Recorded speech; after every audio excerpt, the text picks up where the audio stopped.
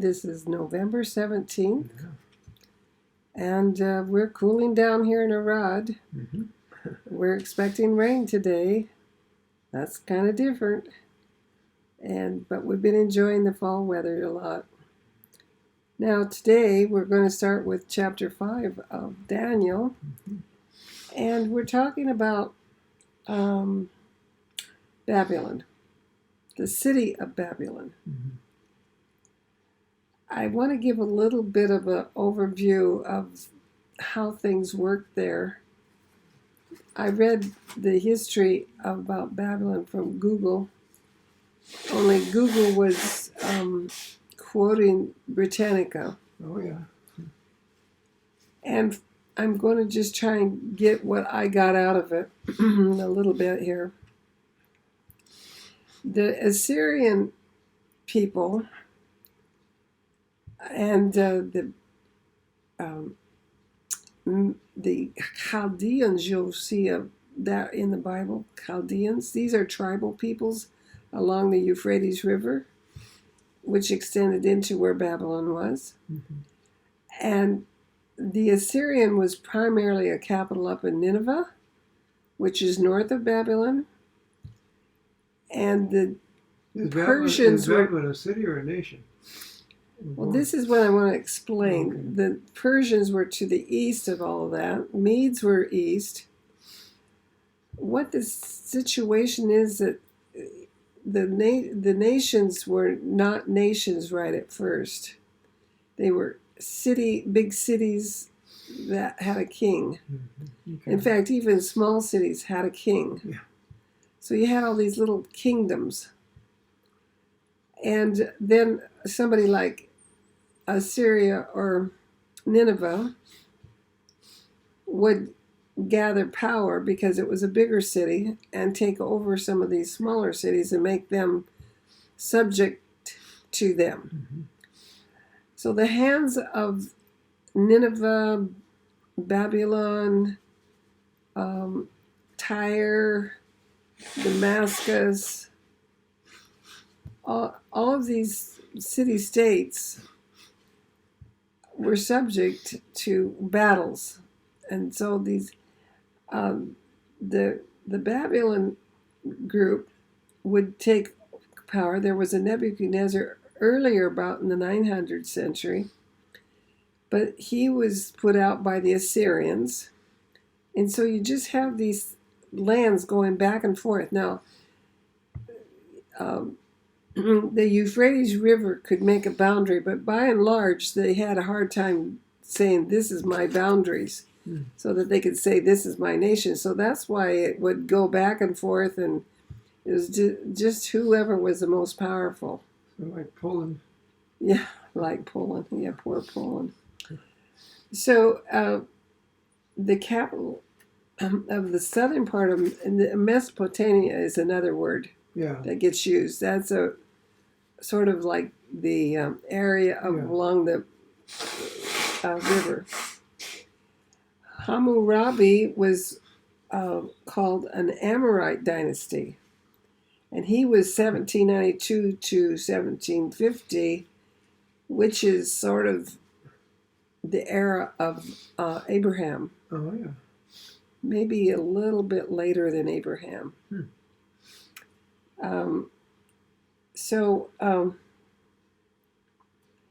Cyrus the Great was a Persian. Yeah. So he kind of rose up and took over Assyria and then Babylon as well. So these things were fluid. So in chapter 5, we start out with Belshazzar, the king, made a great banquet for his 1,000 nobles and was drinking wine facing those 1,000. Apparently he called for a feast, and these nobles would be people that were in charge of sections of his kingdom. But let's find out who Belteshazzar is. Yeah. Belteshazzar was reigning as king, it says here. Mm-hmm. Well, what happened is when Nebuchadnezzar died, his wife lived on. his son, Nabonius, Okay. was then king. Okay. But he took off and wanted to do incursions into Egypt and all kinds of places. Mm-hmm. So he put his son in charge, Oh, and his son is Belteshazzar. so he's the Or grandson. Belshazzar. So he's the grandson of. So he's a grandson. Now, this is what the Jews teach. This is where I want you to read the scripture in Jeremiah 40:27, starting at 5, because this morning that was my scripture reading for our time when we read scriptures, and it matched this chapter Okay. so well. So would you read that? Okay. This is from the Jewish Stone Translation. Yeah. Okay. This is Jeremiah 27:5 through 7. I made the earth with the man and the animal that are on the face of the earth, with my great strength and with my outstretched hand. And I gave it to whomever was fitting in my eyes. And now I have delivered all these lands into the hand of Nebuchadnezzar, king of Babylonia. Just a minute. That matches last week's chapter. Mm-hmm. He said, you have all the whole earth under your control. Yeah, right. My servant, verse 1, my servant, I have even delivered the beasts of the field to him, to serve him. Verse 7, all the nations will serve him and his son and his son's son until the time of reckoning of his land has come, as well as many nations and great kings will enslave him. Okay, so reading the article from Britannica, I couldn't tell whether this was a son or a grandson. When I read that this morning, I realized this is why the Jews call him a grandson, because that's what Jeremiah said. Yeah. Jeremiah was written at this time. Mm-hmm. Okay. So I'm going to go with Jeremiah because I think sometimes the history that the Jews wrote down, and they did have history books. Yeah. They didn't have just the Bible. No. They know these things. And it also might be good to. it's more at the time of when it happened than when Britannica studies it. Might be good to remind them that the reason Daniel was in Babylon was because some of the Jews had already been taken out, but Daniel was taken out. Jeremiah was still in Israel. Exactly. And Jeremiah had done a lot of prophecy, but when chapter 27 comes, it's still early on and they have a chance to repent. Yeah. And he sends out that message saying to all these nations, if you will come under Nebuchadnezzar, as I have said, that's what he wants, yeah. then you can stay in your land. Yeah, what a promise. Every one of them, including Israel. So that shows that God puts in who he wants, and he does what he wants.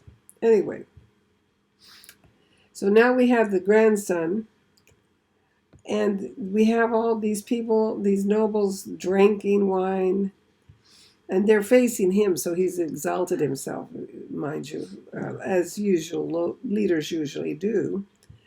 Under the wine's influence, Belshazzar gave orders to bring the vessels of gold and silver which his father Nebuchadnezzar had removed from the temple in Jerusalem.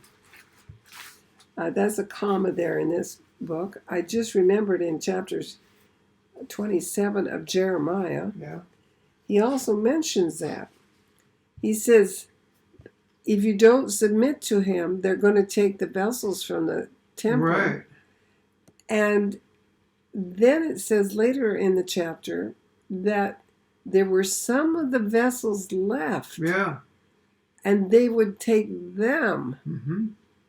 Because all the vessels had already been taken, it says. But there were still more in the temple, and they would be spared Because the false prophets were saying, oh, those vessels are going to come back.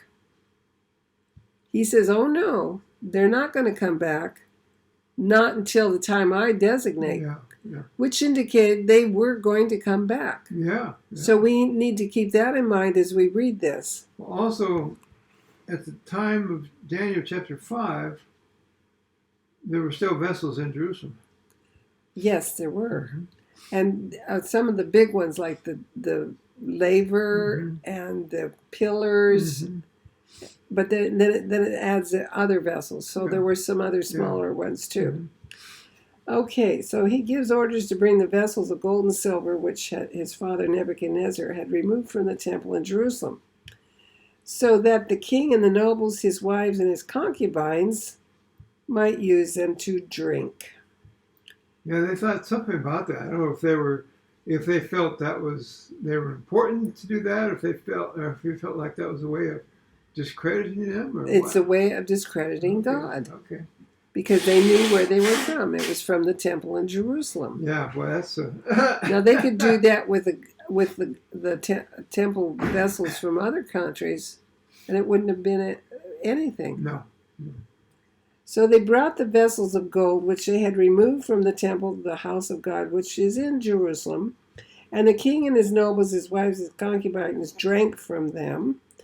Now listen this is crucial. They drank the wine and toasted their gods of gold, silver, bronze, iron, wood, stone. What did they do there? They just did what people like to do. They like to supersede the Jews and his God. They want to say, we are more powerful than you. Then we can prove it by offering oblations to our gods of gold and silver. Your God didn't make this gold. Our gods, it's from our gods. So beware, anybody, anywhere that tries to replace the Jews or put the Jews down are going to be in trouble. Exactly, and I wouldn't. I think the fear of God should keep us from doing that. Just then, the fingers of a human hand emerged and were riding across from the candelabra. So they had a candelabra, which was the way everybody lit their halls, on the plastered wall of the king's palace, such that the king could see the back of the hand that was writing. This is a weird thing. I mean, this is really weird. Well, yeah, and then we see it's so weird that it says, then the king's face blanched, and his thoughts frightened him, and the joints of his loins loosened, and his knees knocked against each other. I mean, he was scared, Well, he knew what he was doing. Yeah. If any person today literally had to stand before God or God's manifestation, the same thing would happen. Yeah, exactly. The king cried out loudly to bring the soothsayers, the Chaldeans, and the astrologers. The king sent word to the wise ones of Babylon and said, whoever of you will read this writing and tell me its meaning will wear royal purple and have a golden chain on his neck and shall rule as a third in power in the kingdom. Oh, boy, I want that. Wow. He's willing to give up some power to get an understanding. So then all the wise ones of the king arrived, but they were not... This is verse 8, by the way. Yeah, that's right. But they were not able to read the writing or make its meaning known to the king. Oh, boy. Then King Belshazzar became very agitated, and his face blanched, and his ministers were bewildered. Now here comes the key. Yeah. The queen mother, in response to the words of the king and his ministers, entered the banquet hall and spoke up, saying, O king, live forever. Do not let your thoughts upset you, or let your healthy looks change. There is a man in your kingdom in whom there is the spirit of the holy gods. Now that word gods there would be Elohim, which we translate God sometimes. Yeah. So it could be translated the spirit of the holy God, but these people believed in lots of gods. Oh, yeah. So that's why they pluralized it. And in your father's day he was found to have insight and intelligence and wisdom like the wisdom of the gods. That says in your father's day? What? Yours says in his father's day? Yes. This says grandfather's day. Well, they interpreted Okay. then because the Hebrew would say father, but they did that a lot. Okay. We see it all Yeah, through the yeah. Torah. We say Father Abraham. Yes, exactly. That's the same idea. Okay. The important one that started this line. And King Nebuchadnezzar, your father, appointed him to be the chief of the magicians, soothsayers, Chaldean, and astrologers. Why wasn't he there? Yeah. Your father, the king. Since an extraordinary spirit and knowledge and intelligence, the ability to interpret dreams and solve puzzles, and resolve problems were found in this Daniel, whom the king named Belteshazzar. Now let Daniel be brought.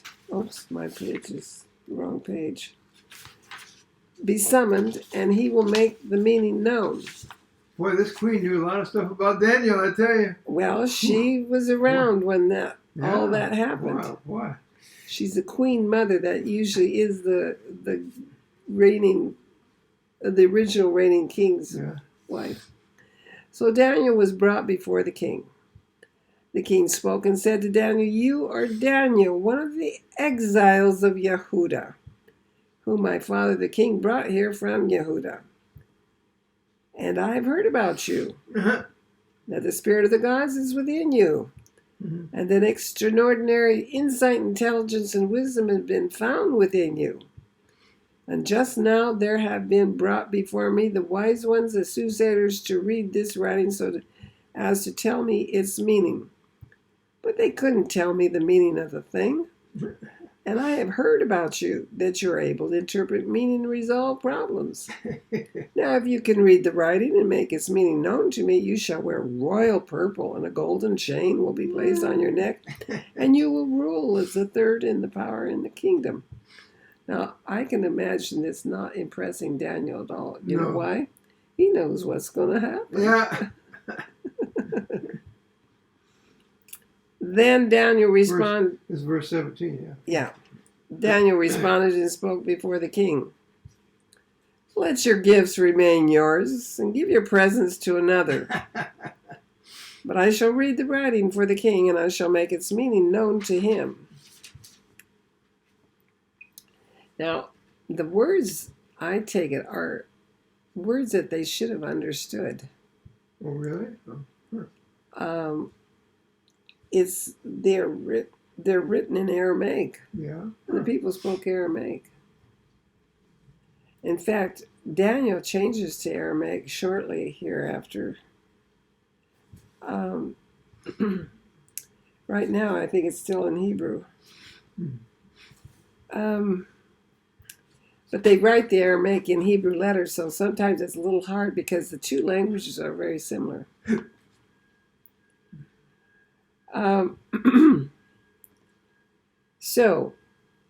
But I shall read. Okay, he's going to make the meaning known. "Regarding you, O king, the Most High God gave sovereignty and greatness and honor and glory to Nebuchadnezzar, your father, and because of the greatness that he gave him, all nations, peoples, and speakers of all language trembled in terror before him. He would kill whomever he wished, and he let live whomever he wished." He was a real judge, which is another meaning of the word Elohim. "He would exalt whomever he wished, and debase whomever he wished. And when he became haughty, and his inclination to act wickedly became powerful, he was deposed from his royal throne, and his honor was taken away." I want to pause there just for a moment to say, many people are so appalled at what's going on in America because it looks so wicked. When it gets to a point where they're so arrogant that they're pulling all kinds of stunts, like telling the Supreme Court that they're not going to uphold their ruling Yeah. That's arrogance. Boy, it really is. That means they think that they have the power to do whatever they please. That could be a sign that it will be taken away Yeah. because of what it says here. I'm not saying it's going to, but I'm saying that what's being done here Could be happening. could happen because you're not supposed to get exalted and arrogant in your power. And he was driven away from human society, and his heart was made like a beast. Now, it's made like a beast by his own choices, but God takes credit for everything because he can stop things. But he has given man free will. He will not take that away from us unless we go to the limit that he knows where his limits are set. So we don't know what God chooses to do. And when he became haughty and his inclination to act wickedly became powerful, he was deposed from his royal throne and his honor was taken away. Oh, I read that. Yeah. Sorry. His dwelling place was with the wild asses, and he was fed grass like cattle, and his body was drenched by the dews of heaven, until he recognized that the Most High God rules the kingdom of man, and that he appoints over it whomever he wishes. Now we know that he got his throne back. We don't know how long it lasted. We're going to deal with the actual dates and how long in another chapter. So I won't go into it here. And you, Belteshazzar, his son, have not humbled your own heart, even though you knew all of this. Whoa. Okay, that's why he was shaking in his boots. Sure. And you exalted yourself above the Lord of heavens, and you had the vessels of his house brought before you, and you and your nobles, your wives, your concubines, drank wine from them, and you toasted your gods of silver and gold, of bronze, of iron, wood, and stone, who cannot see and cannot hear and cannot know. Boy, this is God's opportunity to get a good witness. It's interesting that Daniel was aware of what they'd done with these vessels. Yeah. He wasn't there, but he knew about it. Yeah, it's strange. Unless he was out in the outer room with all these other astrologers, and he just was quiet and didn't put himself forward. Could be, yeah. And the God who holds your soul in his power, and that is I think that word is the neshama. Yep. God holds your neshama in his power. That's our conscience. And who owns all your paths you did not honor. We've got to listen to our neshama. That's our connection with God. When we obey what God is saying to us through our neshama, we're on the right track. So there was sent from him the back of a hand, and this writing was inscribed.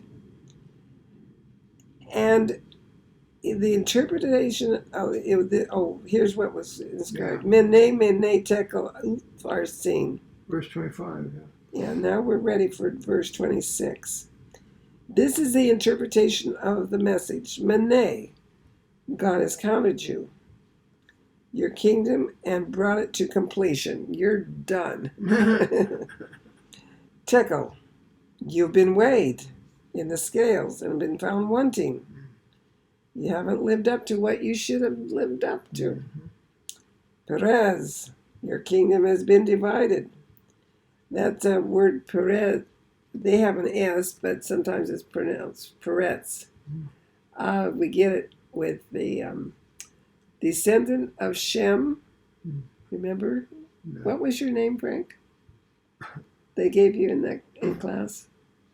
Oh, Peleg? Peleg. Yeah. That's a form of this. It's an L instead of an R. Those two phonemes get fluctuated in different languages. So that was when the world was divided. And here's Peretz, that means divided. And given to Media and Persia. Oh, they haven't come on the scene yet. No. but that's what he says. Yeah. It's given. Then Belteshazzar gave an order, and they I saw double B there. Excuse me. They robed Daniel in royal purple, and a chain of gold was placed upon his neck. He didn't want that, but they did it. They did it anyway, and publicly declared he would rule as third in the power in the kingdom. That very night. That's interesting that even though it was a very negative message, the king honored what he said he would do. Well, he was scared. Yeah, I know. This guy was scared. That very night, Belteshazzar, the king, Chaldean king, was killed. You know what that means? At that point, he stood before God. That's right. So that's the end of chapter 5. But we know later in the next chapter that Daniel didn't lose his position. Okay. So bless him for being a good witness there. Yeah. It shows again that in chapter 4 it said the kingdom, God puts in who he wants and he takes out what he wants, and he is totally in charge. So it's a very comforting, Yeah, very encouraging. very encouraging to read these chapters. And we'll take on chapter 6 next week. Okay. Because it's an interesting chapter. All of them are. Yeah. But these first 6 or 7 chapters of Daniel are some of the easiest to understand and the easiest to read and get something out of. So that's good. We'll see what he has to say next week. Have a good week, and the Lord bless you.